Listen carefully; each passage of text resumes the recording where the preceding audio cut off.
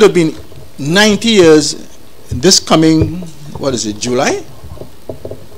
Yes.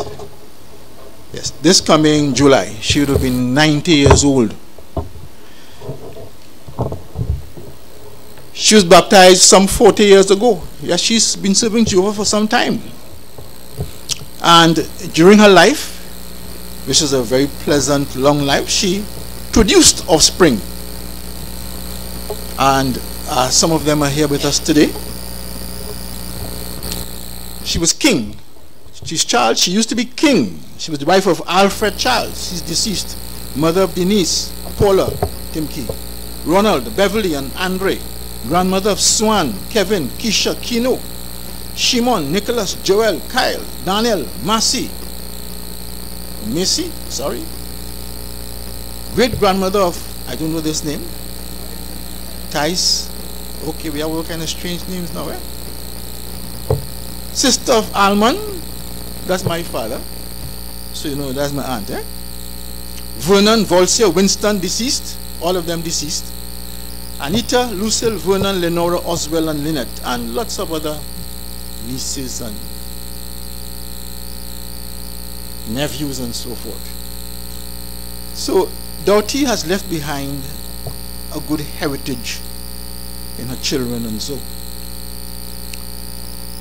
she had the privilege of serving Jehovah for these past years and has done so right down to the end. She loved Jehovah. She loved attending meetings. She was a people person, so she wanted to go to meetings. She'll get up 4 in the morning.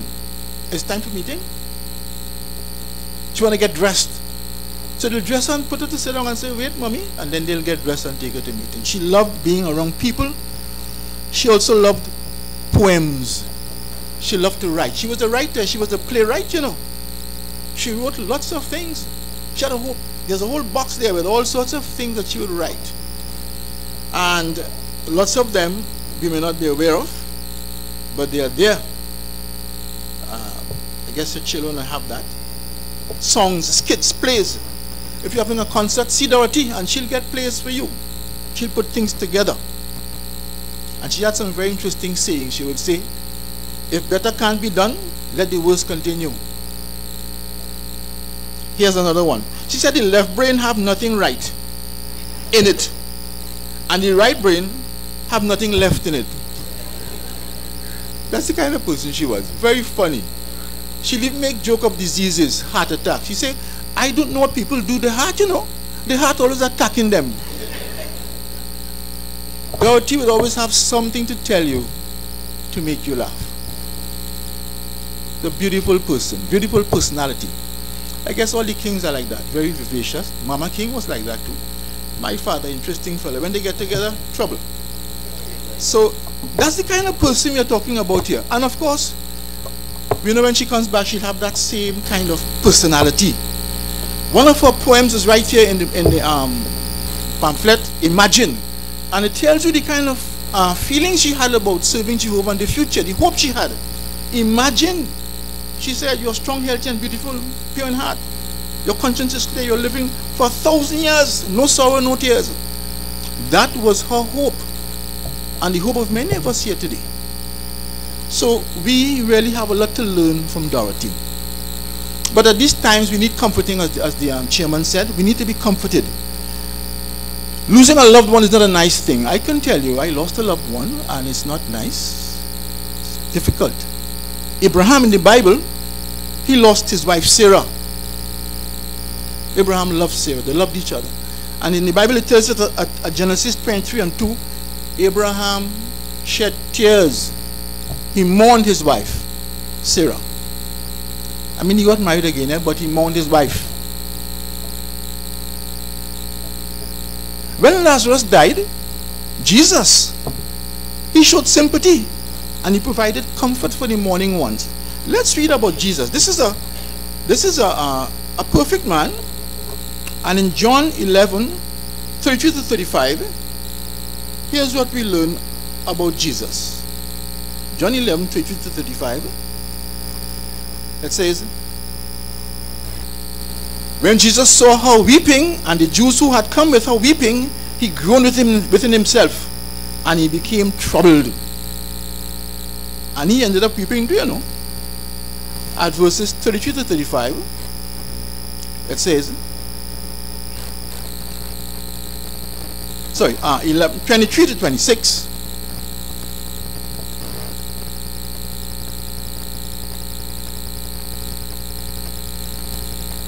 It says, Jesus told her, your brother will rise. Martha said to him, I know he will rise in the resurrection on the last day. Jesus said to her, I am the resurrection and the life. The one who exercises faith in me, even though he dies, will come to life. So Jesus here knew that Lazarus was going to be resurrected, but yet Jesus, he cried, he groaned it in himself, and he cried for his friend Lazarus. If Jesus could groan and cry, who are we? But he showed sympathy, and he provided comfort for them. He said, yes, your brother will rise. And he actually went and resurrected Lazarus from the grave.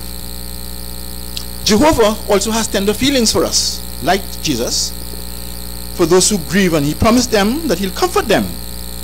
In Psalm 34:18, we can read of that text also. Psalm 34:18. If you follow it, it says, Jehovah is close to the brokenhearted. He saves those who are crushed in spirit. He's close to those who are brokenhearted. Now the Bible gives hope for the dead. Dorothy is not with us anymore, but there's hope for her. Jehovah is a God of wisdom, justice, love, and power. Death was not part of his original purpose for mankind.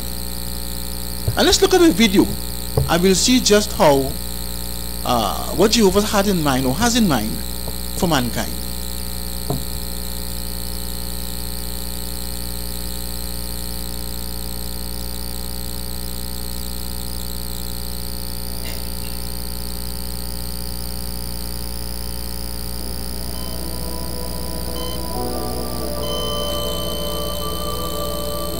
Nearly all religions teach that part of a person survives death. But what does the Bible teach?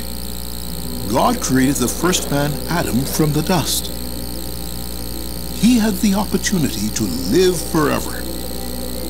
But when he deliberately disobeyed God, he was told that he would return to the dust.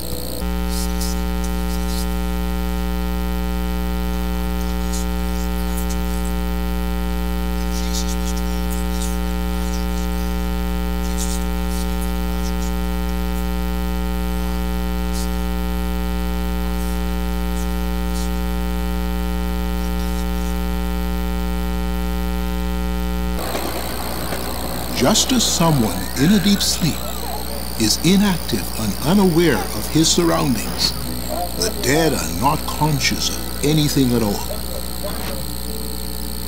Further, just as a person can be awakened knows that it is possible to be awakened from death, Jesus did just that for his friend Lazarus. Lazarus had been dead for 4 days. If some part of Lazarus had survived his death and gone to heaven, would Jesus take him out of heaven and force him to live on earth again? No. Lazarus was asleep in the grave. Jesus gave him back his life and reunited him with his family. The Bible promises a time when many people would be resurrected from the dead, just as Lazarus was. Jesus spoke of this wonderful hope when he said, "The one who exercises faith in me, even though he dies, will come to life." You may wonder, who will return to life? And what does the resurrection tell us about Jehovah God? Those questions are answered in Lesson 6 of the brochure, Good News from God. You can download a copy from jw.org. Jehovah's Witnesses would be happy to study the Bible with you. Fill in the online request for a Bible study, and a witness in your area will call to discuss the Bible at a time and place convenient for you. .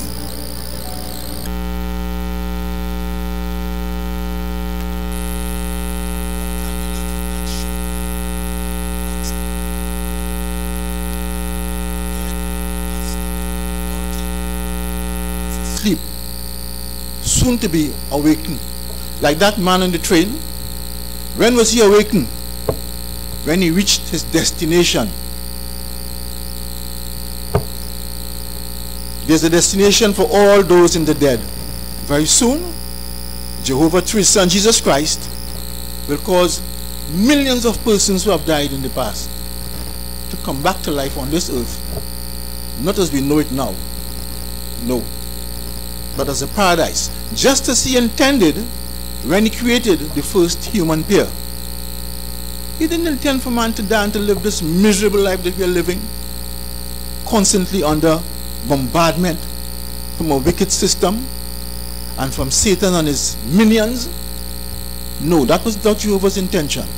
And Jehovah's purpose will be realized very soon. We live in exciting times. Very soon. Some persons say, well, you're no longer here. In that sense, are small. But don't worry, it's coming. And we can feel it. When you look around at conditions in the world today, we come to appreciate why.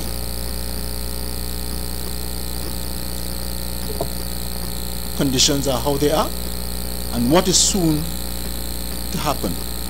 As the video showed, there's hope.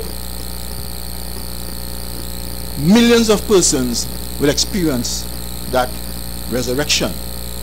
Just as Jesus told the thief next to him, you will be with me in paradise. Even the thief, So it is saying here that not only righteous persons, but at Acts 24:15, Jesus was able to say this also in Acts 24:15.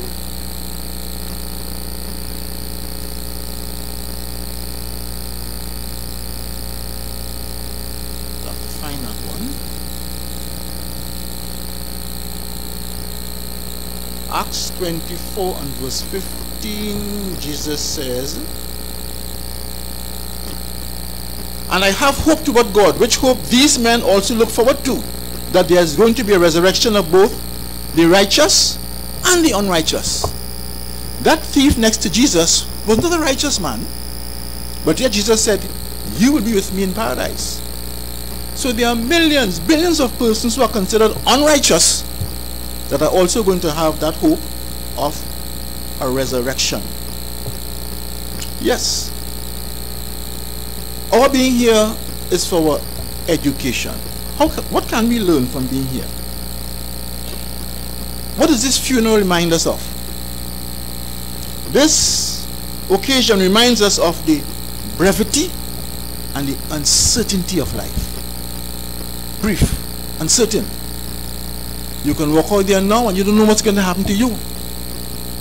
And that's what the Bible tells us at Ecclesiastes 9:11.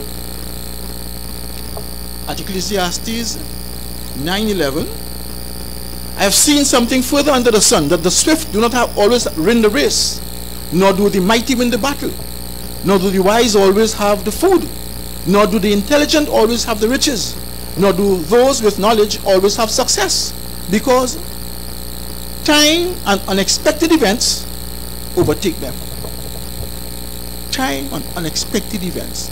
So we want to really appreciate life. And the reality of death makes us think about how we are using our life. How are you using your life? Are you the only one can answer that? Dorothy used her life to praise Jehovah. Most of it. She loved him. She loved preaching. She loved teaching. She loved talking to people about her hope. Her poem here, imagine. So this is what we want to do, because Jehovah is the giver of life. And when we do this, we make a good name with God. When we obey God, unlike Adam, we, as it were, make a good name with him. And Jesus said that those who store up treasures in the heavens, they're the wise ones, not treasures on the earth. Many persons look towards treasures on the earth. This morning I heard that the lotto is now what, 2.5 million. You want to get that? You like trouble? Bring the lotto. The treasures we want to build or look for is not what is on the earth. Treasures in the heaven. And we do that by doing things that will please Jehovah. Dorothy did that. So her treasures are in the heavens. Soon, Jehovah will give her that call, a wake-up call. Dorothy, get up. And that's where her treasure is. All of us have that privilege of having that treasure in heaven. By our zealous works and godly conduct, we share in sanctifying Jehovah's name. And that is what is important. The sanctification of Jehovah's name and his sovereignty. So the resurrected hope provides an incentive for us to learn about God's will. That incentive is explained in 1 Corinthians 15:58. And in that text, it tells us, 1 Corinthians 15:58, it says, "Therefore, my beloved brothers, be steadfast, immovable, always having plenty to do in the work of the Lord, knowing that your labor is not in vain in connection with the Lord." So the work we do as Jehovah's people, you know us, we come knocking at doors to talk to you. We're on the streets. That work, that labor is not in vain. No. We are storing up treasures in the heavens. Dorothy was one of those who did so.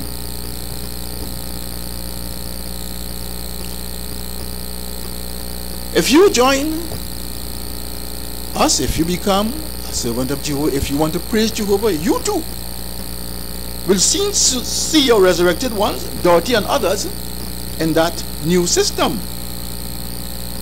So, what should we do on this occasion and the days ahead to comfort one another?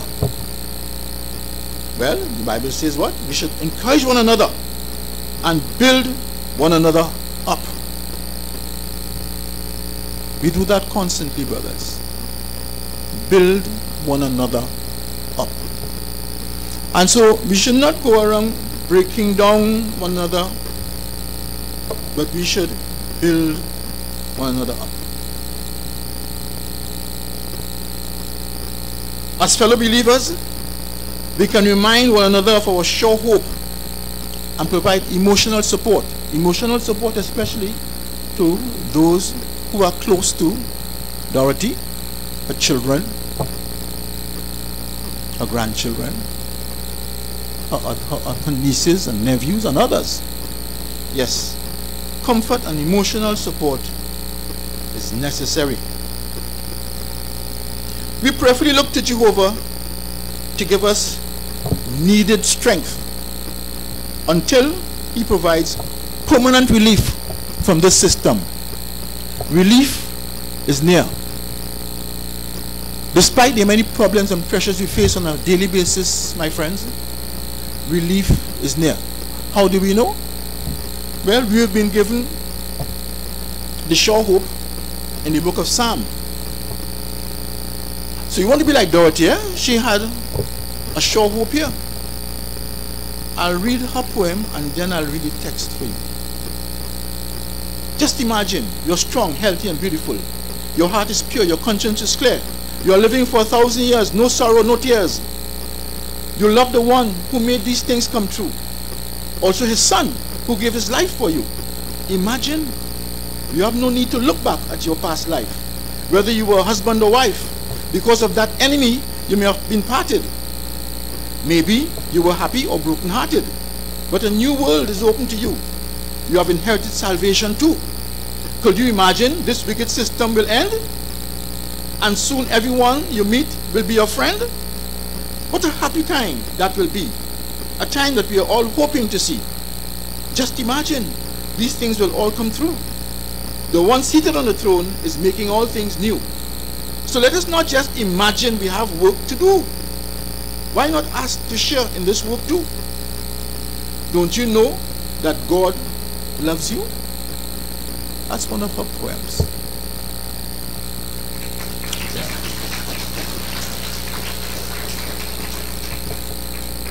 But this is a better poem found in the Bible, written by none other than King David. Hear what he said in the book of Psalm 37, verses 10 and 11. Let's read from verse 8. it says, let go of anger and abandon rage. Do not become upset and turn to doing evil, for evil men will be done away with. But those hoping in Jehovah will possess the earth. What means to possess something? It means you own it. It will be yours. Verse 10 says, just a little while longer, and the wicked will be no more. You would look at where they were, and they will not be there. But the meek will possess the earth. Again, a possession. And they will find exquisite delight in the abundance of peace. But you know what verse 29 says? As the video showed us, some persons think they're going up to heaven, you know. But hear what the Bible says. The righteous will possess the earth, and they will live how long? Forever on it. That's the hope of mankind, to live on the earth forever. And I'm sure all of you know this text of John 3:16. For God, you can say it with me. For God loved the world so much, he gave his son, so that those who put faith in him will not be destroyed, but have everlasting life. When you tell people that, they say, what? I can't live forever, you man. But they're saying it all the time at John 3:16. You can live forever, and you will live forever. But as Dorothy says, you have work to do.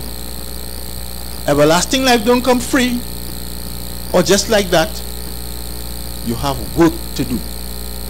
Adam had a little job, you know. What Adam's job was? Adam had work to do, eh? Not only in the garden. One job he got. Don't eat from that tree. That's a nice job, eh? A easiest work Adam had. Don't eat from that tree. But he listened. He listened to his wife. She listened to Satan. And here we are in this state. So brothers and friends, we want to always continue to have Jehovah's purpose in mind. The hope that we have as humans living on the earth. And we want to do what we can to please Jehovah. Some of you may not know what you need to do, but you can ask one of Jehovah's Witnesses. And as shown there in the brochure, there's a brochure. There are brochures downstairs. You can pick one if you wish. And you can read. You see, we have to learn. We have to have knowledge about God's purpose. If we don't know, well, then we won't be able to act. But Jehovah has given mankind the privilege in these last days to be told about the good news. Because Jesus said the good news of the kingdom has to be preached in all inhabited earth for a witness. Not to change anybody, you know, but as a witness before the end comes. And I tell you, that witnessing work has really reached through the entire earth. So the end is not far. We look forward to that. And we also look forward to our dear friend and sister, my aunt. We call her Dodo, Auntie Dorothy, to return and enjoy life as she has enjoyed it in the past. So now pass you back to the chairman before we go to the funeral cemetery.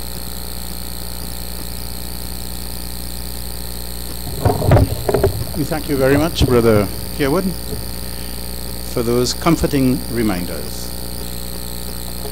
Before we close with song and prayer, we remind you that for those who, after the proceedings, wish to take advantage of the refreshments, they will be at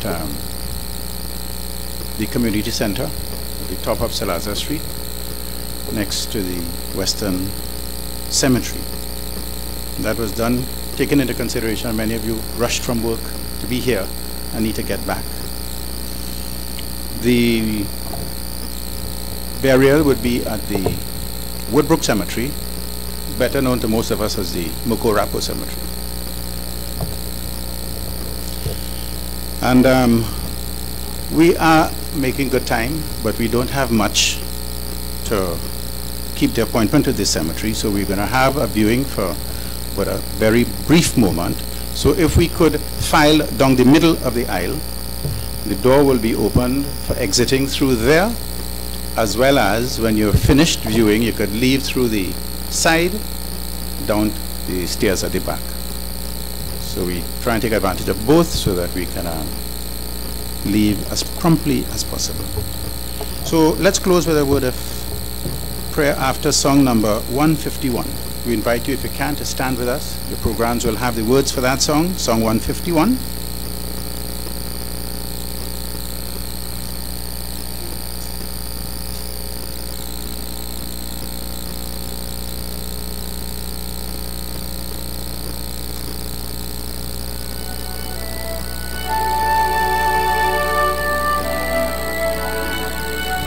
Sorry, my error, song 139. 139.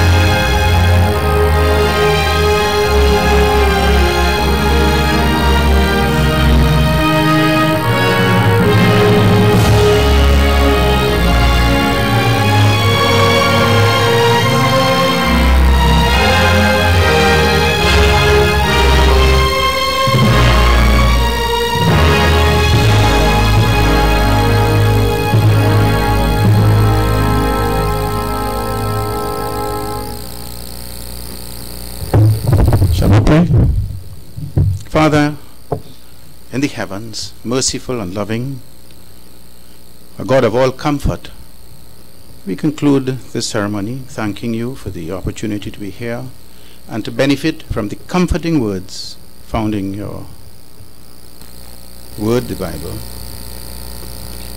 Thoughts that were expressed by Dorothy in her poem, but more eloquently so, expressed by the various servants of yours who had the hope of the resurrection.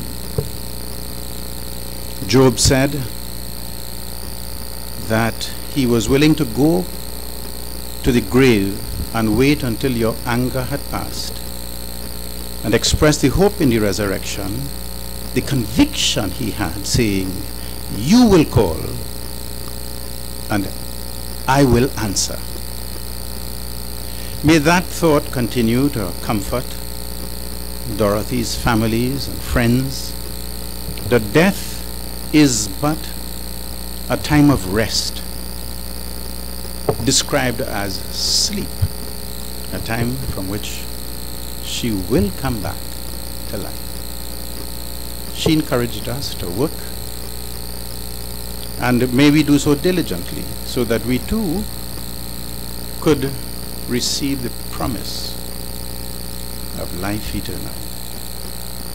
Bless the rest of the proceedings, bless the rest of the day's activity, and be with those that experience the sadness from the loss of Dorothy. These favors and mercies we beg of you in the name of Jesus Christ. Amen.